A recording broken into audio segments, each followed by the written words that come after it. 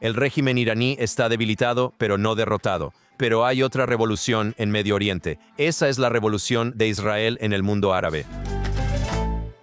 Por primera vez, Rawan Osman, mi querida amiga, colega y estimada invitada aquí en Al-Shaq Al-Satlana, nuestro Medio Oriente, tenemos una oportunidad de la que has estado hablando desde hace mucho tiempo, mucho antes de que yo tuviera el placer de conocerte. Pero has estado hablando de revolucionar Israel en el mundo árabe, en árabe como miembro indígena del Medio Oriente, de todas las minorías en el Medio Oriente, e incluso como compañero de viaje de la mayoría árabe musulmana del Medio Oriente. Y aquí tenemos quizás un momento sin precedentes en el que Israel, con toda su tecnología, con su destreza militar, con su atrevimiento para realmente neutralizar al régimen iraní, una potencia mesiánica yihadista, apocalíptica chiita, no árabe que ha estado atacando al mundo árabe, incluso más en términos de ataques reales de lo que ha estado atacando a Israel y a Estados Unidos. Y aquí hay una nueva oportunidad. ¿La considerarías así? Primero que nada, gracias, Dan. Siempre es un placer estar contigo. Gracias. En segundo lugar, sí, efectivamente hay una oportunidad que Israel puede aprovechar para establecer un nuevo papel en Medio Oriente. Por supuesto, en mi opinión y en la opinión de muchos israelíes, los israelíes son indígenas de Medio Oriente. Medio Oriente no es un grupo monolítico de yihadistas, ya sean sunitas o chiitas. Es suficiente. Tenemos que abrazar nuestra diversidad cultural, nuestro abundante patrimonio cultural. E Israel comenzó ese proceso al establecer sus raíces allí, en la tierra ancestral de los judíos. Y eso debería inspirar a otros, no a expulsar a los sunitas y chiitas de la región, sino a enseñarles que antes de que el Islam llegara a nuestra región, ellos ya existían. Y ellos tienen el derecho de vivir y prosperar juntos aquí sin que nadie elimine al otro. Así que Israel es la inspiración y hoy estamos en esta encrucijada donde el enemigo ya no es Israel, como el eje de la resistencia le dijo al mundo. Durante mucho tiempo, pero especialmente desde la Revolución Islámica de 1979, hoy, al caer las máscaras, el mundo árabe, el mundo sunita, sobre todo, entendió que el enemigo de la humanidad, de la civilización, de la modernidad, es la República Islámica de Irán y sus fuerzas proxy en la región. Así que ella y ella construyamos esos puentes, abramos esos canales, porque este momento no volverá a presentarse y no vamos a permitir que pase sin aprovechar la oportunidad y cambiar la realidad, especialmente para las generaciones futuras. Sabes, se hace la pregunta, ¿por qué ha tardado tanto en surgir este momento? En el sentido de que la revolución islámica ocurrió en 1979, continuó en 1980 con el regreso del gran Ayatolá Jomeini desde París. Los comunistas en esa revolución no entendieron que en cuestión de meses serían encarcelados por sus compatriotas islámicos. Y muchos ejecutados. Y el mundo árabe fue entonces testigo de una cooptación, de una toma de control de sus países por este régimen chiita radical, mesiánico y apocalíptico. Porque su estrategia proxy de instalar a Hezbollah en Líbano y en cierto sentido capturar, secuestrar a Líbano, de su propia gente, de la población mayoritaria de cristianos, de sunitas y de drusos, y de muchos otros alawitas, y muchos otros dentro del Líbano que son árabes y no árabes, pero luego capturados por la llamada resistencia islámica de Irán. Lo mismo en Irak. Tienes las fuerzas de movilización popular. De alguna manera ahora controlan el parlamento iraquí. Estoy hablando del régimen iraní. Lo mismo entonces, expandieron su control a Gaza, donde tienen una organización sunita de la Hermandad Musulmana llamada Hamas, que se convirtió en un instrumento del régimen islámico. Y por supuesto los hutíes en Yemen. Y esto incluso se extiende a América Latina, donde tienen un apoyo y dominio tremendos. Entonces la pregunta es, ¿por qué tomó tantos años para que estos países árabes en particular dijeran ya basta? Ahora lo están diciendo en voz baja, pero ¿por qué no lo dijeron en los últimos 47 años? Podría agregar que hasta hace poco el régimen de Assad en Siria también era un ejército iraní. ¿Por qué implantaron a Hezbollah, por ejemplo, en Líbano y apoyaron, financiaron, entrenaron, hicieron crecer y fomentaron a Hezbollah hasta que se volvió más fuerte que el Estado libanés? ¿Por qué hicieron esto? ¿Por despecho hacia los libaneses? No. ¿Por qué apoyaron a Hamas, aunque es una organización sunita afiliada a la Hermandad Musulmana? Y cualquiera que sepa algo sobre el Islam sunita y chiita entiende que no son los mejores amigos, digámoslo así. ¿Por qué apoyarían a grupos afiliados a la Hermandad Musulmana en Jordania o en Egipto? ¿Por qué apoyarían a un régimen tan corrupto como el régimen de Assad, que básicamente eran criminales, eran narcotraficantes, era un cártel de drogas que cooperaba y colaboraba con Hezbollah, financiando sus operaciones terroristas a través de las drogas, a través de los narcóticos? ¿Por qué hicieron todo esto? ¿Cercaron a Israel de manera calculada? ¿Quieren expulsar a los judíos de la región? ¿Por qué Jomeini estableció el famoso Día de Al-Quds, el Día de Jerusalén? ¿Por qué esta obsesión con Jerusalén? Tal vez eso se remonta a la rivalidad entre los mundos sunita y chiita. Imagina que los iraníes están compitiendo con una mayoría sunita. La cantidad de gente en el mundo sunita no es algo con lo que los chiitas puedan competir, aunque cada uno tuviera 10 hijos. Y los sunitas tienen la Meca, el sitio más sagrado del Islam. Ellos son los líderes del mundo musulmán. Excepto cuando Jomeini regresó e hizo de su misión liberar al oprimido y pobre palestino desfavorecido, prometiendo al mundo liberar Jerusalén. Ahora imagina si él pudiera liberar Jerusalén y arrebatársela de las manos de los judíos, del pequeño Satán, y eliminar, borrar a Israel. No solo serían los líderes de los musulmanes honorables, sino también de todos esos idiotas útiles alrededor del mundo, incluyendo a los izquierdistas radicales y comunistas. Los aliados del régimen iraní estarán encantados con la República iraní que finalmente liberó a los oprimidos. O el ícono, el símbolo de la opresión en este mundo, desafiando y enfrentando a los opresores, que son Estados Unidos e Israel. Más allá de eso, me hiciste pensar en algo en lo que no había pensado antes, Rawan Osman. Despertaste algo en mi mente. Siempre me pregunto, ¿qué relación hay entre el Islam chiita y la mezquita de Al-Aqsa? Porque realmente no hay nada en su teología, en su comprensión del Islam, que los presente como los guardianes de Al-Aqsa. Pero si la estrategia es pasar de ser una minoría del 15% a ser la fuerza dominante en el Islam, ¿qué mejor manera de hacerlo que cooptar y secuestrar la herencia, si quieres, o el activo, si quieres, de los suníes del Islam sunita, que representan el 85% del Islam, uno de los cuales es Al-Aqsa? Se le llama el tercer sitio más sagrado del Islam después de la Meca y Medina.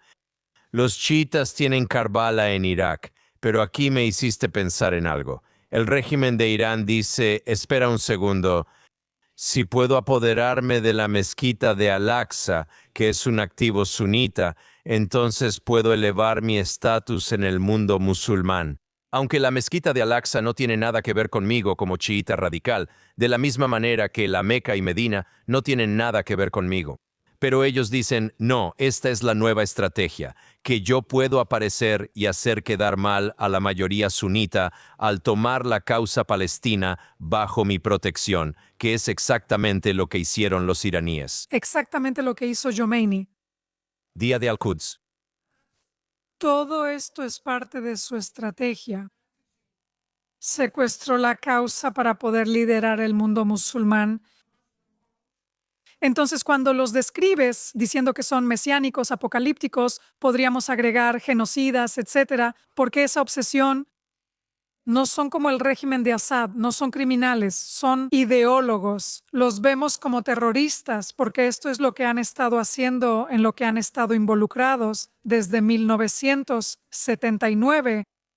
Pero desde su propia perspectiva, ellos piensan que son los buenos que están luchando por una buena causa contra los malvados judíos. Así que liderar el mundo musulmán es algo natural y naturalmente es su papel. Sé que es un poco contraintuitivo, pero así es como lo entiendo yo, creciendo en el mundo árabe. Y esto es consistente con el lenguaje que utilizan. Avergüenzan a cada país árabe que está abierto a la normalización. Estaban muy enojados y decepcionados con los países árabes que se unieron a los acuerdos de Abraham. Y no los avergonzaron solo por la causa palestina, pero el lenguaje que usan es de reproche por renunciar a uno de sus lugares más sagrados. Pero ellos, los iraníes, nunca harían eso porque son los buenos musulmanes que no se acostaron con los capitalistas. Esto es fascinante, porque mucho de lo que pensamos que es el conflicto árabe-israelí en realidad es el conflicto intestino árabe contra árabe o árabe contra minorías en todo el Medio Oriente. Eso en realidad no tiene nada que ver con Israel como tal. Pero Israel es el blanco fácil alrededor del cual muchos en el Medio Oriente pueden unirse de manera negativa para distraer la atención del verdadero conflicto intraárabe, intramusulmán. Tensiones y violencia. Y creo que esto es lo que nuestros amigos en Occidente necesitan entender, que este Medio Oriente es mucho más complejo de lo que parece. Ahora, cuando pasamos a lo que has presentado como una verdadera oportunidad para el pueblo judío y para Israel de afirmarse e integrarse como un verdadero miembro autóctono en el Medio Oriente, en el idioma nativo del Medio Oriente, que es principalmente el árabe, esto nos brinda una nueva oportunidad.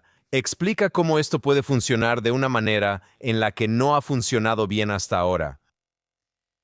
Déjame darte un ejemplo. Después del 7 de octubre, Khaled Mashal fue entrevistado en un canal saudita, uno de los más grandes en el mundo árabe.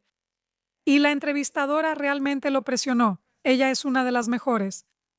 Y ella le dijo, señor Mashal, usted no consultó con los gazatíes antes de traerles una guerra tan devastadora. Y en su intento de salir del apuro, él dijo, tuvimos que hacer lo que hicimos el 7 de octubre. Tú no entiendes. Es una conspiración talmúdica contra Al-Aqsa. Estaban a punto de destruir Al-Aqsa. Ahora conocemos este viejo rumor que fue difundido por el gran muftí de Jerusalén, alguien que podría ser incluso más perverso que Jomeini. Pero ¿de qué estaba hablando Khalid Mashal? ¿Por qué lo mencionó entonces? No importa.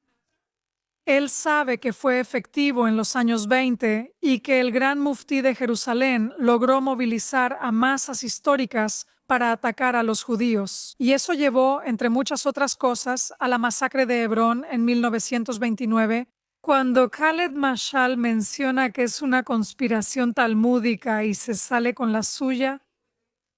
Yo, como árabe, me sentí avergonzada por lo poco que sabemos sobre el judaísmo.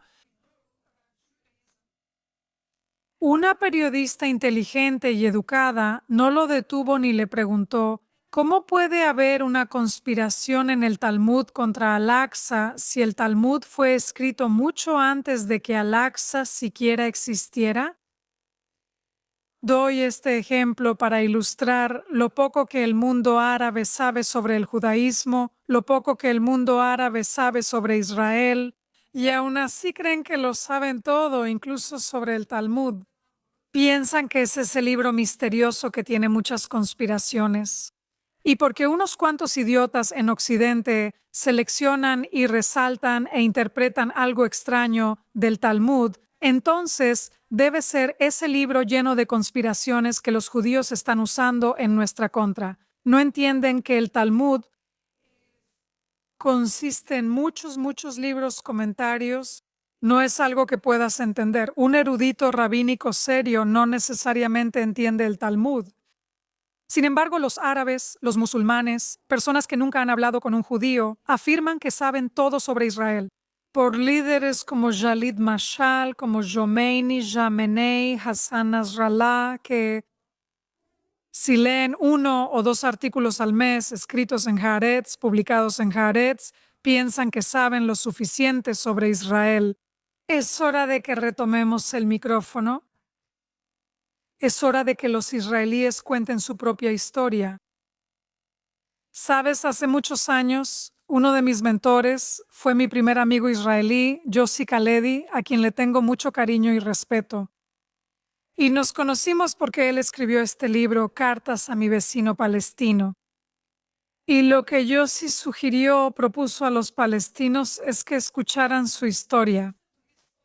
Permíteme contar mi propia historia si quieres que escuche la tuya. Ahora vamos a ampliar esto y llegar al mundo árabe, no necesariamente para involucrarlos, sino para contarles nuestra historia. Las leyes y políticas de antinormalización que ya se implementaron desde la década de 1950 impidieron el contacto directo entre árabes e israelíes, incluso en el extranjero. Y creo que el objetivo, el propósito era deshumanizar al judío, deshumanizar al israelí y salirse con la suya con todas las historias sin sentido que circulan en el mundo árabe y musulmán. ¿De dónde vienen? Es una confusión. Es una mezcla de viejas historias antisemitas cristianas que vinieron de Europa en su mayoría, pero también de este odio o este estatus inferior que se les daba a la gente del libro, al Kitab, a los cristianos y a los judíos bajo dominio musulmán. Significa dhimmi, lo que llaman estatus dhimmi. La dhimmitud, inspirada por el estatus de dhimmi y por el antisemitismo cristiano europeo. Y a eso súmale todas las conspiraciones, el odio motivado políticamente contra los judíos.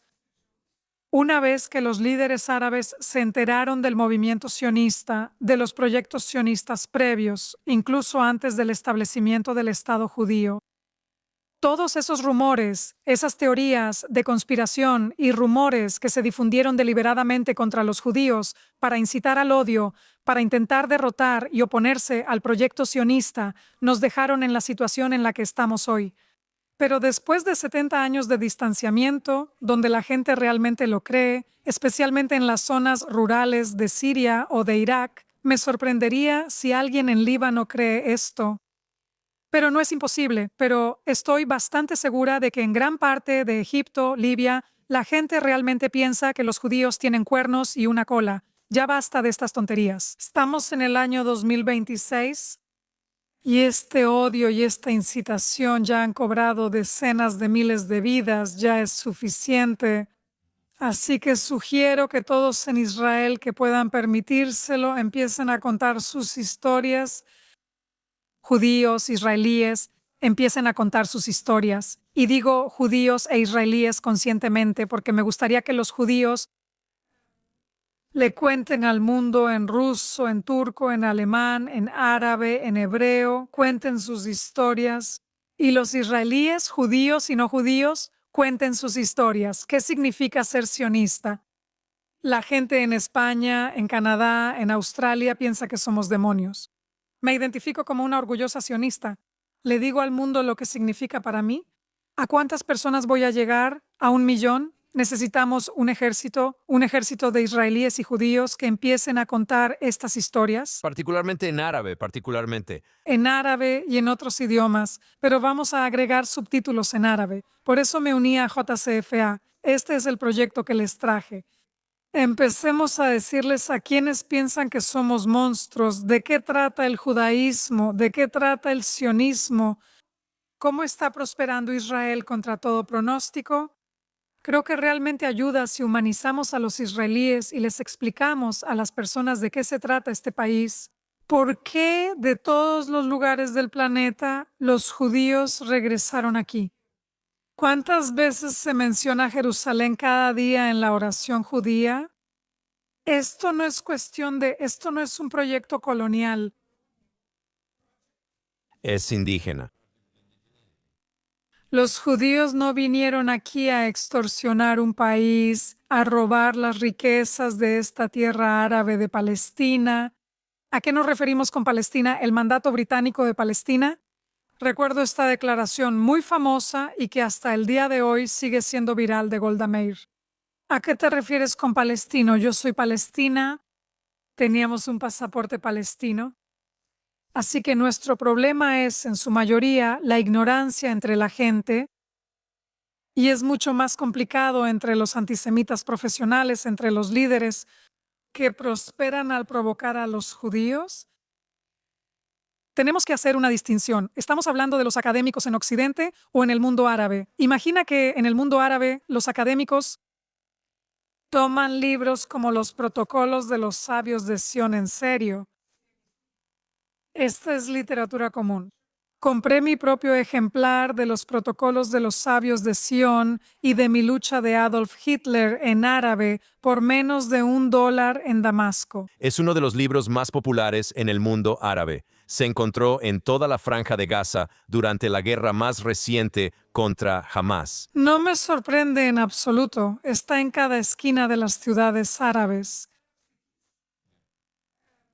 No diría eso. No puedo imaginar que encontrarías mi lucha en los Emiratos Árabes Unidos o en Bahrein o incluso en Arabia Saudita. Eso estuvo cerca de unirse. Creo que ese es un punto muy importante que estás mencionando porque estábamos hablando con algunos amigos y colegas muy, muy buenos, Ariel y Michael Warshawski, quienes son pensadores intelectuales realmente importantes en el mundo judío, en Nueva York y profundamente involucrados con nosotros en el centro de Jerusalén. Y ellos señalaron algo más, señalaron algo en una conversación que Holly y yo tuvimos con ellos.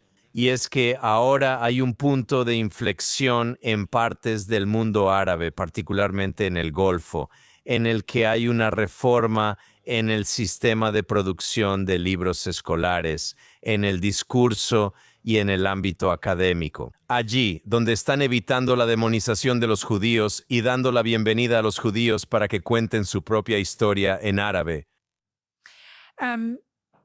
No es solo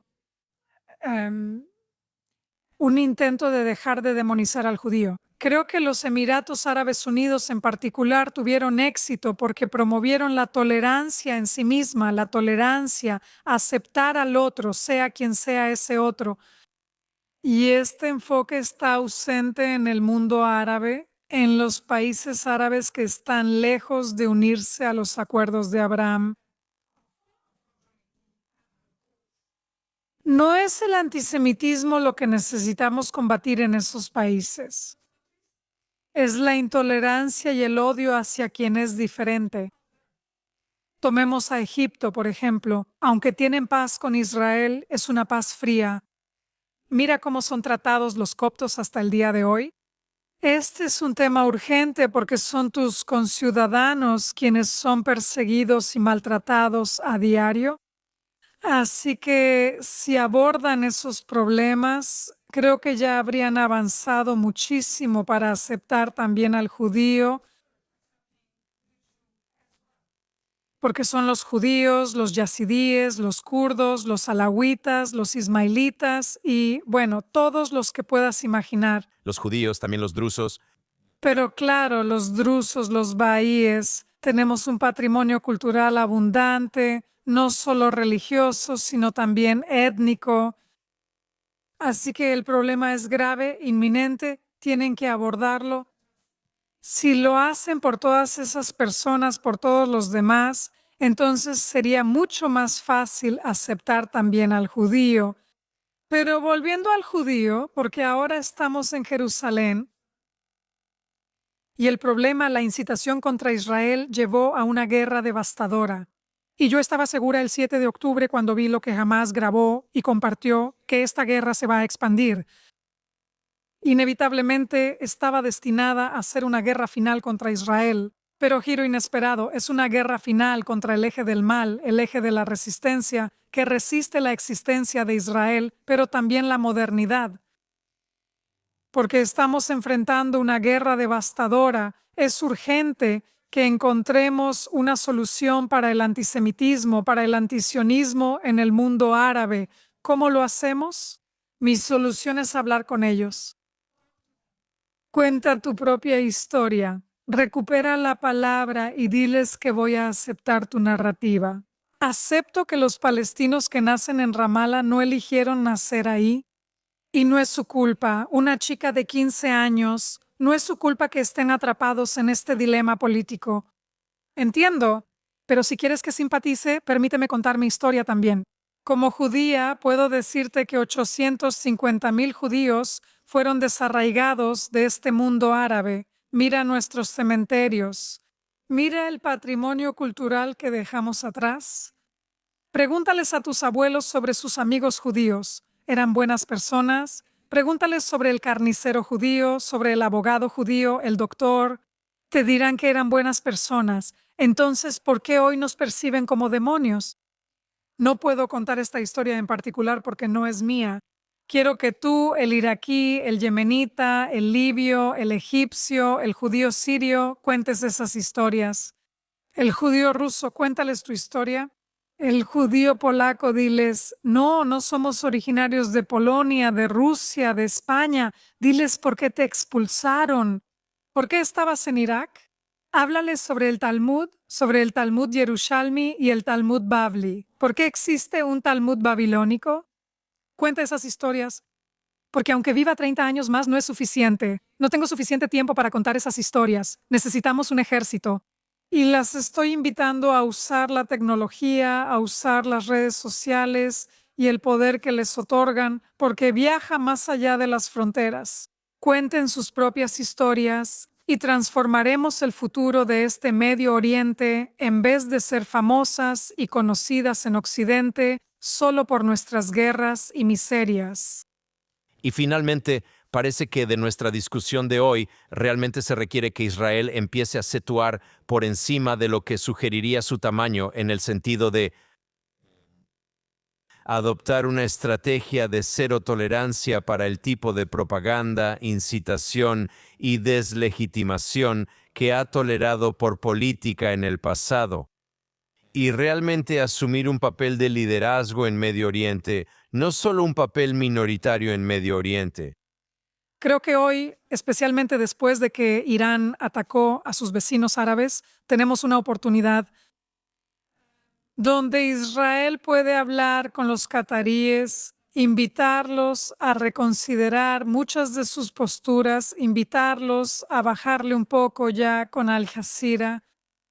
Su papel incitador ha sido devastador desde que era niña. Veo Al Jazeera y creo las historias más absurdas.